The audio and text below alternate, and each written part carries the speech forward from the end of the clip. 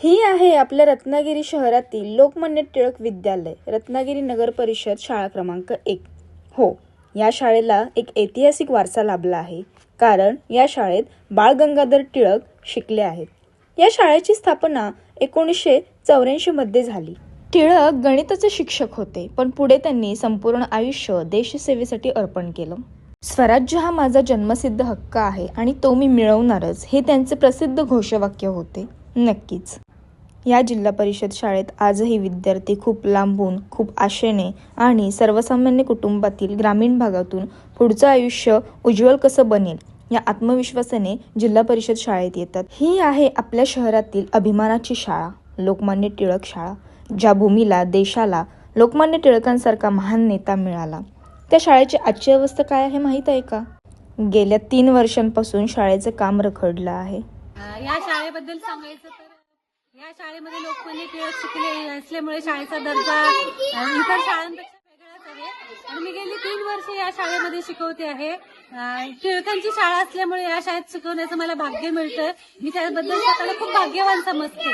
इथली मुलं सुद्धा साधारण गरीब परिस्थितीतली असल्यामुळे त्यांना माणुसकी आहे. पालक सुद्धा खूप चांगले आहेत. त्यामुळे एकंदर या शाळेत शिकवण्याचा माझा अनुभव इतर शाळांपेक्षा फार वेगळा आहे आणि मला खूप आनंद आहे की मी या शाळेची शिक्षिका आहे आणि ऍज अ शिक्षिका आणि या शाळेत शिकवण्याची मला संधी मिळते, त्याबद्दल मी स्वतःला फार भाग्यवान समजते. आधुनिक विचारांनी प्रेरित असलेली ही मराठी शाळा, हो, जिथे आपलेपणाने आपल्या विचारांची देवाणघेवाण केली जाते.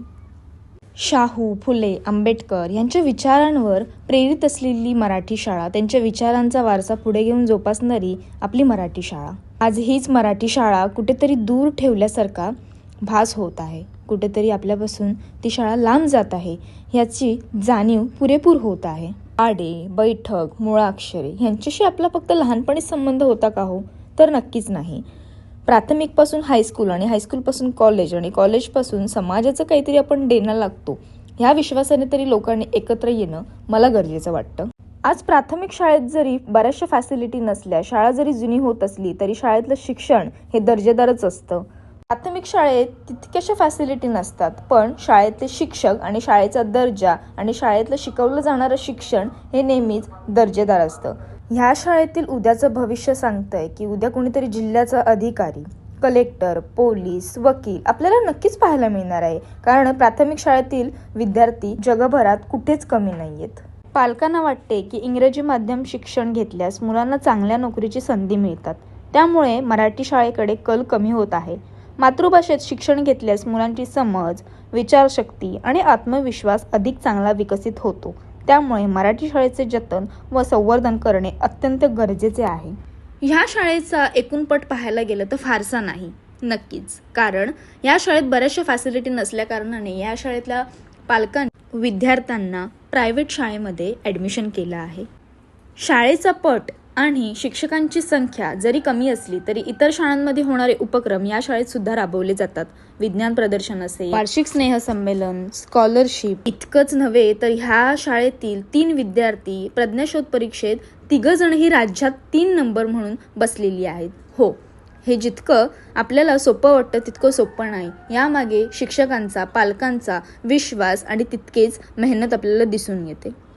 ही इमारत आज खूप जुनी झाली आहे. भिंतींना तडे गेलेत, छप्पर जीर्ण झालंय आणि गेली 3 वर्ष नवीन इमारतीचं काम पूर्णपणे रखडलं आहे.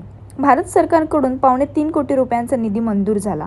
मोठ्या जल्लोषात भूमिपूजन झालं, नवीन स्वप्नाची पायाभरणी झाली, पण त्यानंतर पूर्ण दुर्लक्ष.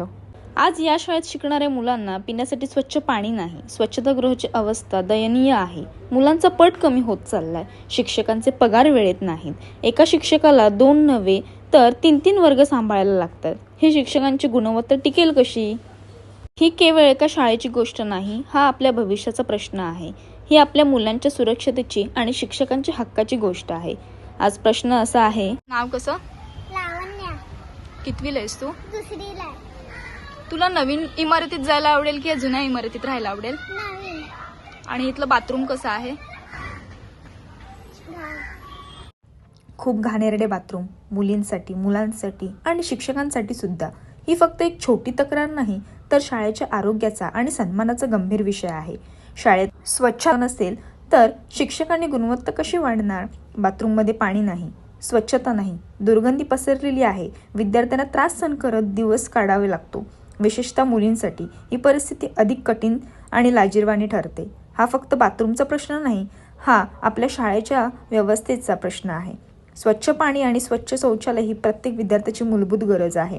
आपण अभ्यासात प्रगती करायची असेल तर आधी शाळेची स्वच्छता सुधारली पाहिजे, कारण स्वच्छ शाळा म्हणजे निरोगी विद्यार्थी आणि निरोगी विद्यार्थी म्हणजे उज्ज्वल भविष्य. जिन्यावरून उतरायला आम्हाला कधी कधी भीती वाटते.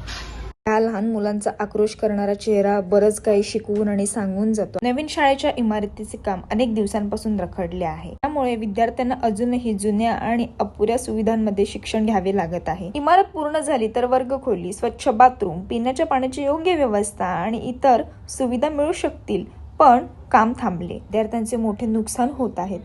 संबंधित अधिकाऱ्यांनी याकडे तातडीने लक्ष देऊन निधी, कामगार आणि साहित्याची योग्य व्यवस्था करावी. शाळेची नवीन इमारत लवकरात लवकर पूर्ण झाली तर विद्यार्थ्यांना सुरक्षित आणि चांगले वातावरण मिळेल.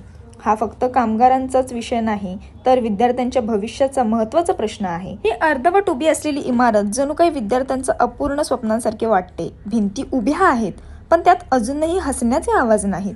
ज्ञानाची गोड गजबजत नाहीये.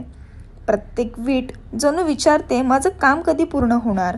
विद्यार्थी रोज या इमारतीकडे आशेने पाहतात. त्यांना वाटतं इथेच उद्या त्यांची नवीन वर्गखोली असेल, स्वच्छ बाथरूम असतील, चांगली प्रयोगशाळा असेल. पण काम रखडल्यामुळे त्यांची ही स्वप्न अंधारातच राहिली आहेत. अपूर्ण इमारत म्हणजे फक्त थांबलेलं बांधकाम नाही, तर थांबलेली प्रगती आहे. वेळ निघून जातोय, वर्ष पुढे सरकतंय, पण विद्यार्थ्यांचं भविष्य थांबून राहू नये. आता गरज आहे ती फक्त ठाम निर्णयाची आणि तातडीने कृतीची. ही इमारत पूर्ण झाली तर केवळ भिंती नाही, तर अनेक स्वप्नांना छप्पर मिळेल. कारण शाळा ही फक्त इमारत नसते, ती प्रत्येक विद्यार्थ्याच्या आयुष्याची सुरुवात असते.